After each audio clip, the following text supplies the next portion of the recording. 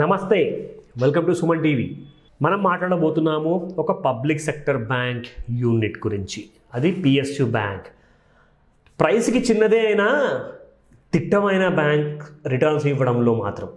So ఇది మంచిది, దీనికి అర్థం ఇదే, కొనుక్కోండి కానే కాదు. మీ హోంవర్క్ మీరు చేయాలి.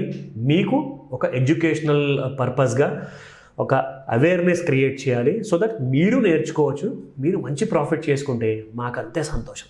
సో ప్రత్యేకంగా సుమన్ టీవీ ప్రేక్షకుల కోసం నేను ఈ వీడియో చేస్తున్నాను. Central bank of India public sector bank. So ఈ బ్యాంక్ చూసుకుంటే మొన్న ప్రత్యేకంగా దీని గురించి కొన్ని ఇంపార్టెంట్ అప్డేట్స్ మీకు ఇవ్వాలి, అందుకని నేను చేస్తున్నాను. కానీ దానికంటే ముందు మనం ఏం చేద్దామంటే అసలు ఈ పబ్లిక్ సెక్టర్ బ్యాంక్స్లో వేరే బ్యాంక్స్ ఎలా పర్ఫామ్ చేశాయి and central bank of India ఎలా పర్ఫామ్ చేసింది, మొత్తానికి పెట్టుబడి పెట్టిన దానికి గత సంవత్సరం 2021 ఫిబ్రవరి నుంచి 2022 ఫిబ్రవరి వరకు రిటర్న్స్ ఇచ్చిందా లేదా, అండర్ పర్ఫార్మర్గా ఉండిందా, మార్కెట్ పర్ఫార్మర్గా ఉండిందా, అవుట్ పర్ఫార్మర్గా ఉండిందా, ఆ విషయం మనం తెలుసుకుందాము ఈ వీడియోలో. So let's start. సో ఇప్పుడు మీరు చూస్తున్నారు central bank of India price trading అయ్యింది 221 రూపీస్ 55 పైసాలో. సో అన్నిటికంటే ఎక్కువగా రిటర్న్స్ ఇచ్చిన పబ్లిక్ సెక్టర్ యూనిట్ బ్యాంక్ చూసుకుంటే ఇండియన్ ఓవర్సీస్ బ్యాంక్ దాదాపు 90% రిటర్న్స్ ఇచ్చిందండి. అంటే ప్రతి లక్ష పెట్టుబడికి అదనంగా 90,000 రూపాయలు ప్రాఫిట్ ఇచ్చింది.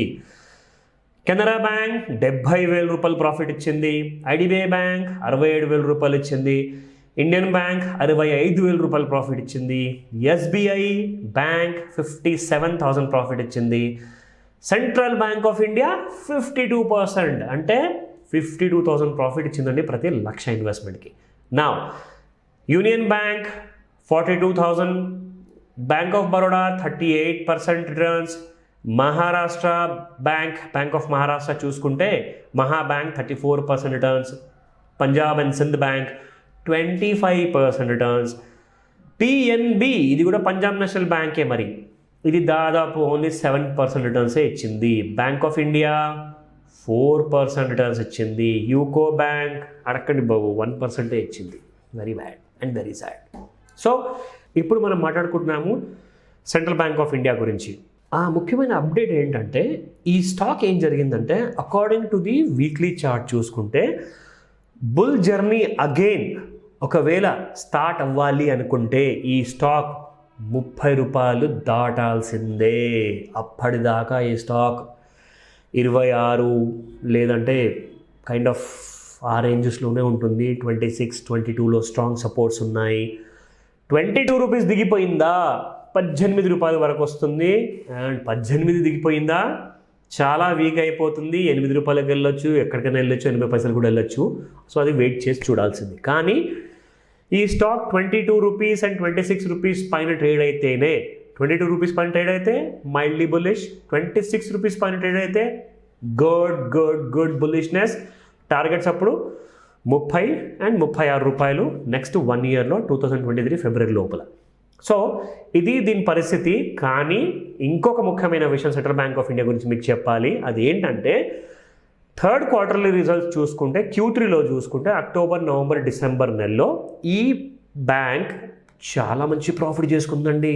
అంటే అర్జెంట్గా కొనుక్కోవాలా మార్కెట్స్ ఓపెన్ అయిపోగానే చెప్తున్నారా, రికమెండ్ చేస్తున్నారా? లేదండి, లేదు. హ్యావ్ పేషెన్స్, జాగ్రత్తగా వినండి. ఇది ఇన్ఫర్మేషన్ కోసం మాత్రమే చెప్తున్నాను, రికమెండేషన్ కానే కాదు. సో ఈ స్టాక్ థర్డ్ క్వార్టర్ రిజల్ట్స్లో 69% ప్రాఫిట్స్ ఇచ్చిందండి. దీని ప్రాఫిట్ పెరిగి 69% వచ్చేసిందనమాట. అంటే 69% 3 నెలల్లో సంపాదించుకుందంటే ఇంకా ముందుకు వెళ్ళి ఇంకెన్ని వందలు లేదా 1000 శాతంలో సంపాదించుకోవాలి అని ఆలోచన మీకు రావచ్చు. సహజమే. ప్రైస్ కూడా చాలా తక్కువ ఉందండి, 22 రూపాయలు. నాన్ సెన్స్, కొనేయచ్చు కదా ఒక 10 లక్షల షేర్లో, 1,00,000 షేర్లో, లేదంటే 1000 షేర్లో. కానీ ముఖ్యంగా చెప్తున్నాను, అలా ఎంకరేజ్మెంట్ అనవసరంగా తీసుకోకండి. మీ హోంవర్క్ మీరు చేయండి. ఇన్ఫర్మేషన్ ఇవ్వడం మా బాధ్యత, డెసిషన్ తీసుకోవడం, హోంవర్క్ చేయడం, పెట్టుబడి పెట్టడము, ప్రాఫిట్ లేదా లాస్ తీసుకోవడము మీ రెస్పాన్సిబిలిటీ. సో 69% రిజల్ట్ ఇచ్చింది అంటే 279 crores in terms of rupees అనమాట. దాదాపు 279 crores అంటే 279 కోట్లు. సో ఇది ఈ కంపెనీ రిజల్ట్స్. అంటే ప్రాఫిట్ పెంచుకుంది 69%.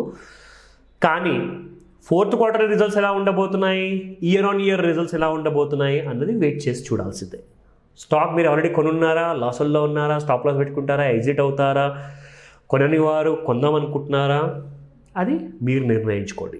సో మీకోసం ఒక రైట్ ఇన్ఫర్మేషన్ తీసుకొచ్చాను, దాన్ని మీరు ఎలా హోంవర్క్ చేస్తారన్నది నిర్ణయించుకోండి.